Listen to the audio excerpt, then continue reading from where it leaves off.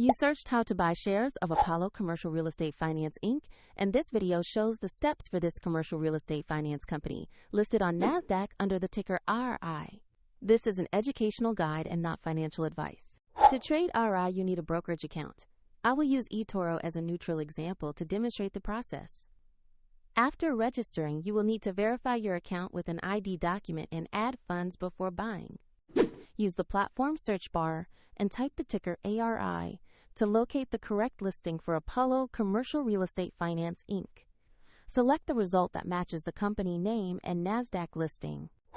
On the asset page, review the basic company information and the price chart to confirm this is the correct stock. Check the company name, NASDAQ exchange, and the ARI ticker before proceeding. Tap Invest or Buy. Choose the amount you want to allocate and then carefully review and confirm the order. If the market is closed, your order may be queued or executed when the market reopens. If you do not have sufficient funds, the platform will prompt you to add money before the purchase can complete.